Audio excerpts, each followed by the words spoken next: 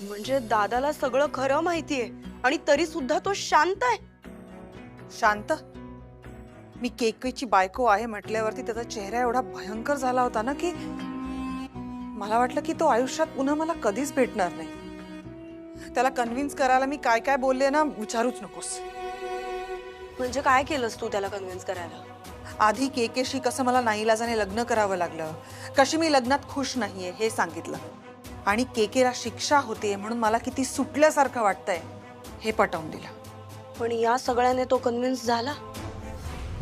एवढा सोपा नाहीये तुझा भाऊ. मी काय काय सांगायचा प्रयत्न करत होते पण तो कन्व्हिन्सच होत नव्हता. मी जीव द्यायची धमकी दिली तरी तो ऐकत नव्हता.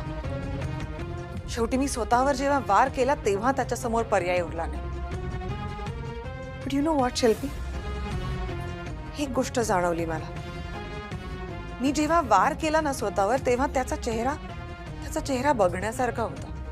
मग त्याच्या डोळ्यात ना माझ्यासाठी काळजी होती. नाही तर त्याने मला काय वाचवलं असतं. मग मला पटलं की हो, माझा श्रेयस मला परत मिळू शकतो. मला होप दिसली की हो, तो परत माझ्याकडे येऊ शकतो, माझा होऊ शकतो. आणि एक ना एक दिवस नक्की असं होईल.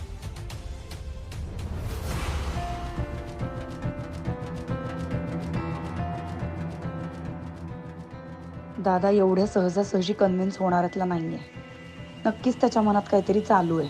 जोपर्यंत पुढे ठोस काही घडत नाही तोपर्यंत काय विचार तो करतोय हे कळणं खूप अवघड आहे.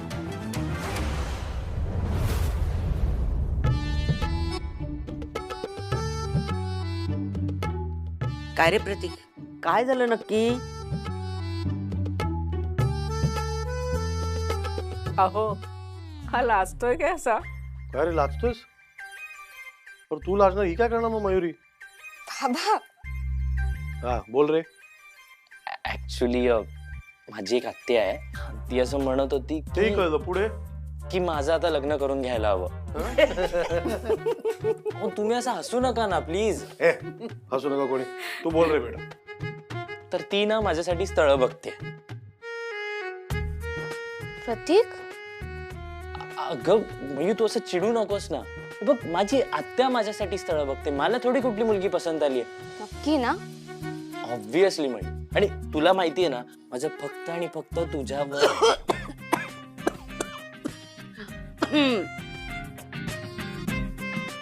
तुला अगदी बरोबर वेळेला खोकला येतो ना. परफेक्ट येतो. काय टायमिंग आहे.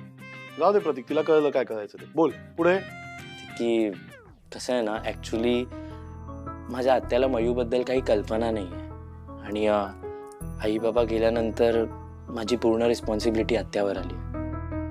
आणि तुम्हाला माहिती आहे ना, मी ज्या फील्डमध्ये आहे तिथे अशी काही स्पेसिफिक सर्टेनिटी नाही आहे.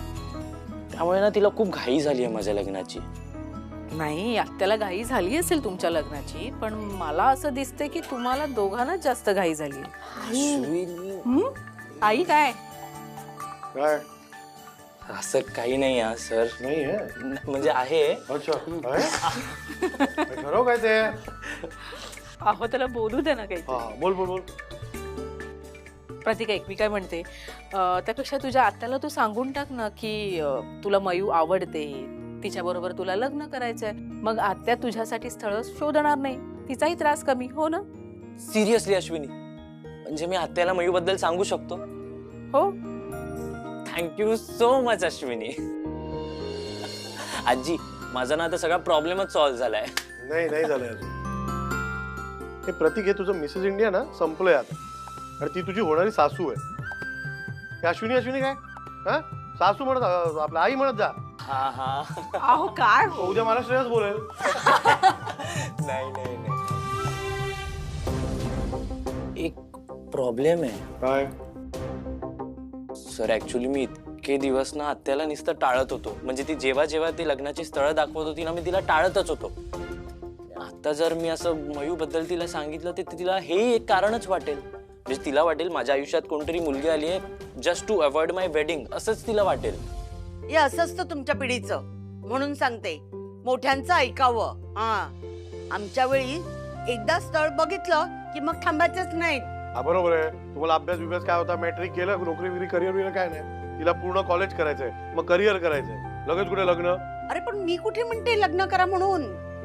साखरपुडा करायचा म्हणजे कसं लग्न पक्क होतं, सगळ्यांना कळतं, समाजात कळतं आणि मग मुलगा मुलगी एकमेकात अडकतात. आजी अडकतं कसं काय म्हणतेस? मग काय, तुला किती अडकायची हौस आहे ना आम्हाला माहितीये. काय आई काय मयू लादी हिचं काय मयू? Sorry I. अरे,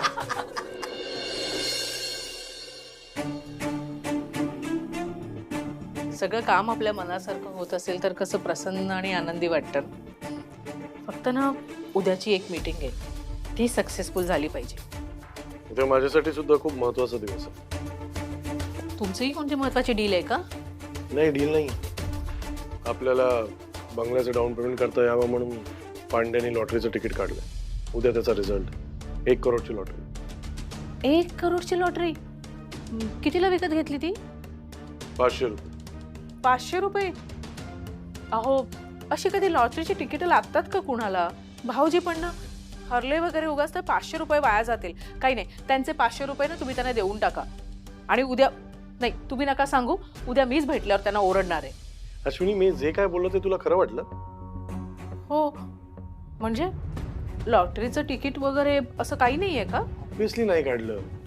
मी काही थापा मारतो आणि तुला तुला विश्वास बसतो माझ्यावर. व्हॉट इज दिस? हो. पण हो काय? मी जे काही सांगतो त्याचा तपास करत जा, क्रॉस चेक करत जा. अहो, क्रॉस चेक वगैरे सगळ्या बाहेरच्या लोकांबरोबर करायचं असतं ना. सगळ्या गोष्टी तपासून घ्यायच्या असतात. घरात मी हे का करू? माझा तुमच्यावर पूर्ण विश्वास आहे, बस. म्हणजे तू गृहीत धरलेस की मी तुला सगळं खरंच सांग. का खोटं बोलाल तुम्ही माझ्याशी? आणि जरी कधी असं झालं ना तरी मी खरंच धरून चालणार आहे, कारण माझा तुमच्यावर पूर्ण विश्वास आहे. आणि तुम्ही जर असं केलं ना तर त्यामागे नक्कीच काहीतरी कारण असेल ना, म्हणूनच तुम्ही कराल ना. आणि आपल्याच माणसावर शंका घेतली तर नात्याला काय अर्थ आहे सांगा ना. मी पाणी घेऊन आले. तुझा माझ्यावर इतका विश्वास आहे अश्विनी, आणि मी मात्र वृषाली सोनटक्के ही लग्नानंतरची मीरा कौशिक काळसेकर म्हणजे केकेची बायको आहे. इतकी मोठी गोष्ट तुझ्यापासून लपवतोय.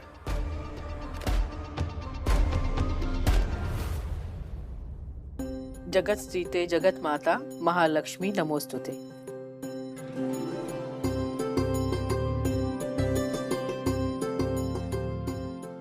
श्रेयस, ते महत्वाच्या फाईल्स आहेत ना त्या देवासमोर ठेव. हा, पेपर्स आपले.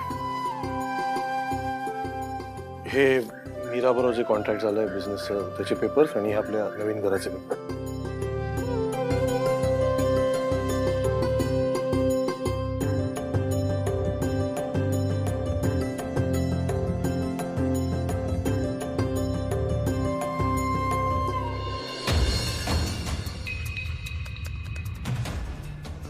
अरे मीरा, ये ना आत, ये ना.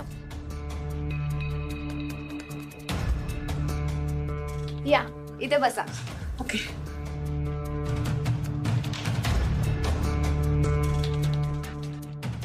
उशीर नाही ना झाला मला? नाही अगं, ये तू पण देवीची पूजा करून घे. हो, हे पण मला तू गाईड करा, म्हणजे काय कसं करायचं मला नाही येत. हो करेन, ये. हिला एवढी साधी पूजा माहित नाही, सगळं काय समोर ठेवलंय, नुसतं हळद कुंकू तो व्हायचे, तेवढं सुद्धा येत नाही. हे घे, सर्वात अगोदर ना हळद कुंकू वा.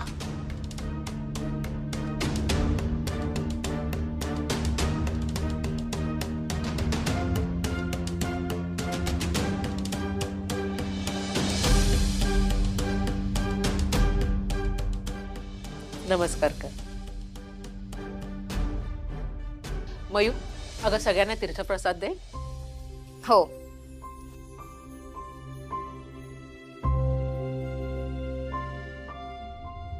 ही दारातली लक्ष्मीची पावलं किती छान आहेत. कोणी काढली आहेत? मी काढली आहेत. किती मस्त आहेत.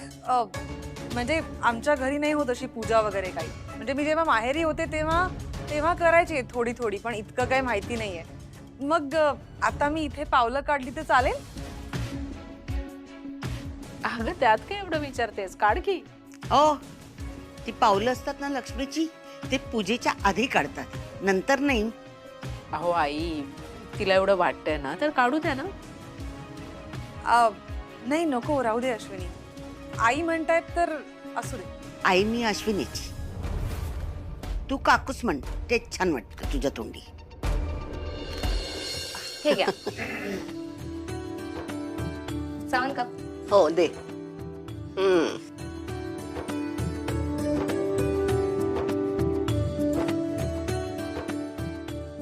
परत चालतो, प्रसाद येतो दे. बाबा. I want to donate. अगं बाई, तू काय म्हणालीस आता? डोनेट? अगं त्याला दक्षिणा म्हणावं. आपण देवाला दान कसं काय करणार? आपण देवाला मान द्यायचा असतो. हा, मग तो आपल्या सर्व प्रार्थना पूर्ण करून आपल्याला दान देत असतो, कळलं का? हा हा, तेच ते काकू, दक्षिणा. हा,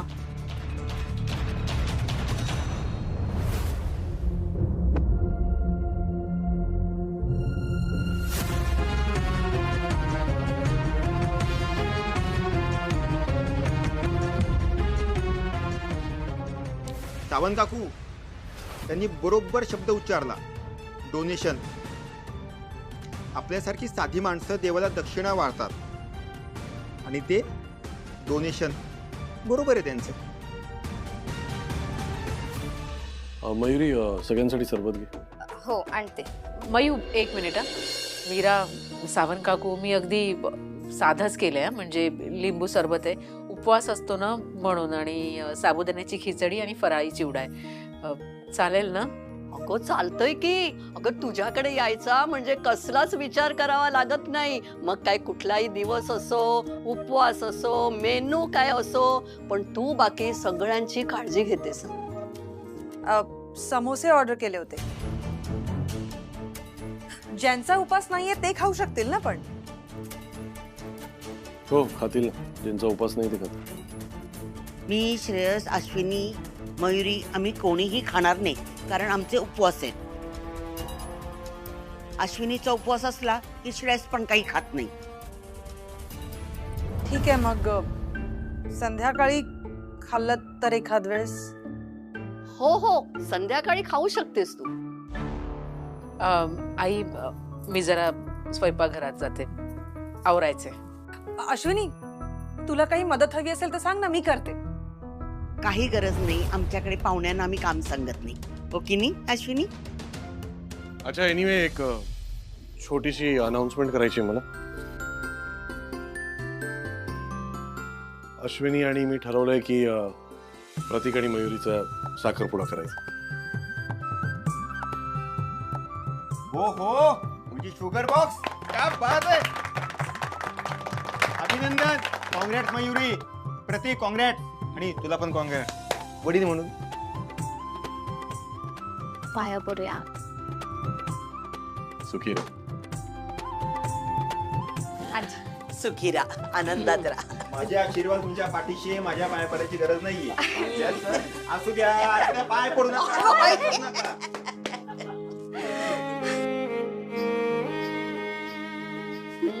चांगला संसार करा हा, आणि रोमॅन्टिक झाला पाहिजे. काय मज्जा आली पाहिजे. तुझे वडील आवडतात. ए, माझा नका पडवा प्लीज.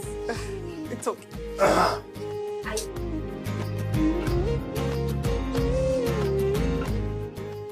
काय तबाई बाप्पू, बॅचलर पार्टी कधी करायची? राजूला करू का फोन, बॅचलर पार्टी करायची? त्याचं तो बघेल. तुला काय त्याच्या करायचं? मित्रांची आणि त्याची, माझा काय संबंध? संबंध नाहीच आहे तुझा. मला पण एक इम्पॉर्टंट अनाउन्समेंट करायची. मयू, कॉंग्रॅच्युलेशन तुम्हा दोघांनाही. पण तुमची एंगेजमेंट एकदम धूम धडाक्यात व्हायला पाहिजे, आणि ती सगळी रिस्पॉन्सिबिलिटी माझी. आपण एंगेजमेंटसाठी मस्त डेकोरेशन करू आणि काहीतरी ना थीम ठेवू, म्हणजे आपल्याला सगळ्यांना कोऑर्डिनेट करून ड्रेस कोड ठेवता येईल. आणि माझी एक डिझायनर फ्रेंड आहे, हा, तिच्याकडनं तुझ्यासाठी स्पेशली छान लेहंगा डिझाईन करून घेऊयात. हेअर, मेकअप ही जबाबदारी पण माझी. तू काही काळजीच करू नकोस. या सगळ्या नंतरच्या गोष्टी, अजून हॉल ठरला नाही. मयुरी आणि प्रतीकने अजून साखरपुडा कसा करायचा, काय करायचा हे ठरवलेलं नाहीये. आणि अश्विनी श्रेयसनी पण याबद्दल अजून विचार केलेला नाही. तेव्हा ते नंतर बघू आपण सगळं. हा, आता राहिलं काय तर शकुनाचं वस्त्र. ते साखरपुडा ज्या दिवशी ठरतो ना त्या दिवशी घ्यायचं असतं. वाघमाऱ्यांकडे तशी पद्धत आहे. ओ दॅट्स इवन ग्रेट. मग आपण माझ्या फ्रेंडच्या बुटीक मध्ये आजच जाऊ आणि तुझा लेहंगा बुक कर. हा, शकुनाचं वस्त्र म्हणजे साडी, इतर काही घेऊन चालत नसतं. आणि ती साडी मयुरी साखरपुड्याच्या दिवशी नेसेल. ही वाघमाऱ्यांच्या घरची पद्धत आहे. आणि ज्या घरच्या पद्धती आहेत ना त्याप्रमाणे सगळं झालं पाहिजे. आणि मयुरी तेच करेल. ठीक आहे आई, म्हणजे सगळ्यांची जेवणं आटपली की आपण शॉपिंगला जाऊया. तसंही मयुरीला साडी सिलेक्ट करायला वेळ लागेल ना मयू? आई अगं मी काय मुद्दाम करते का? Mayu, take it as compliment ना. म्हणजे तिचा म्हणायचा अर्थ असा आहे की तुला वेळ लागतो म्हणजेच तुझी चॉईस किती युनिक आणि लक्झरियस आहे ना, माझ्यासारखी. बबन, तू चला आमच्या बरोबर. श्रेयस, अश्विनी, मी, मयुरी, प्रतीक आपण सगळ्यांनी जाऊया. हो. अश्विनी, अगं तुम्ही सगळे प्लॅन करताय खरं, पण तू कामाचं विसरलीयस का? आपल्याला मेहतांकडे मीटिंग साठी जायचंय. जाणं गरजेचं आहे. अरे हो, जरा महत्वाचा क्लायंट आहे. आणि त्यात कसं आहे ना, त्यांनी अश्विनीचं प्रोडक्टच फायनल केलेलं आहे. त्याच्यामुळे डेमो आणि प्रेझेंटेशन दोन्हीही तिलाच द्यावं लागणार. आणि प्रॉडक्ट तिचं आहे म्हटल्यावरती मी काय करणार? आणि इम्पॉर्टंट नसला असता ना तर तुमचा एवढा सगळा प्लॅन असताना मी मध्ये बोललेच नसते. बट तो क्लायंट इम्पॉर्टंट आहे त्यामुळे अश्विनीनेच हँडल केलं तर इट्स बेटर. अरे बापरे, मग शकुनाच्या वस्त्राचं त्याचं काय करायचं? आई तुम्ही नका ना काळजी करू. मीटिंग संपवून ना मी दुकानात पोहोचेन. हा, ते करू शकतो. मग निघूयात आपण, लवकर जाऊयात मीटिंगला, म्हणजे तुला पण लवकर आटपता येईल. चला, म्हणजे सगळे मिळून मयूसाठी शकुनाचं वस्त्र घेणार हे नक्की. नाही अश्विनी, तू मीटिंगला नक्की पोहोचशील, पण तिथून शकुनाचं वस्त्र घ्यायला डेफिनेटली पोहोचणार नाहीस.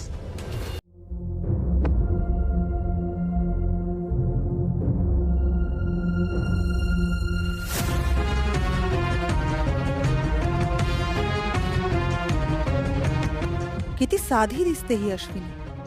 केस इतके साधे, साध्या साड्या नेसते, पण तरीही कामात मात्र परफेक्ट आहे. तिला बरोबर माहिती असतं ती काय करते. कुछ तो बात है इसमें. माझा श्रेयस हिच्या इतक्या प्रेमात उगाच नाहीये.